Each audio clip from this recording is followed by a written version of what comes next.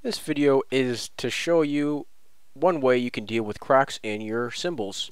Now this cymbal has been cracked a couple times before, so as you can see, I've cut out a hole, but I don't think I did it quite right the first time. I cut the hole too small, and so as you can see, I'm developing some more cracks on either side of it. Also, when I bought it, it was cracked as well, and I cut a pretty good chunk out of the other side. Now, of course, you want to have the necessary safety equipment like goggles, mask, and of course, you need something to cut with, like a Dremel drill, and you'll need some blades too. I prefer the reinforced blades because they tend to last a bit longer. So once you have your setup, make sure your cymbal is on a nice hard surface where you can work on it easily. Now let's go ahead and put the blade on the drill. And what I'm going to do is I'm going to score around the area that I plan to cut just to give myself an idea of what part of the cymbal I want to take out.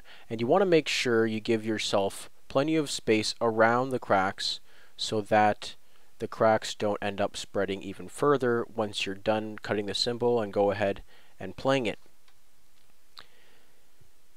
Now it's really important to give it a curved shape. As you can see here, the previous hole I made wasn't quite round enough, so I'm going to give this a nice big berth, and hopefully this is adequate to remove the crack and prevent any further cracking.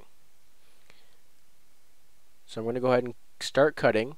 As you can see, I've already begun to cut. Now you'll have trouble going around the corners, especially if you're using a larger blade like the one I'm using, but you can do it with a little time and patience. Make sure to go slowly and to definitely use two hands. So here I've cut out the cracks and I've got the general shape I like. Now you may want to switch it up to a smaller disc, a smaller blade, if to smooth out the edges. So what you want to do is you want to put another blade on, or keep the same blade depending on how good you are with a blade, to smooth out the edges.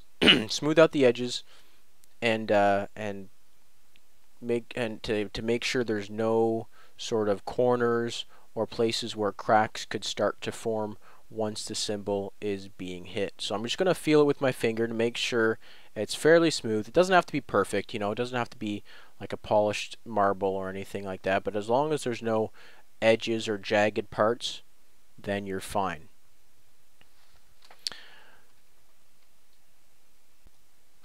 So let's go ahead and try this out, see how it sounds.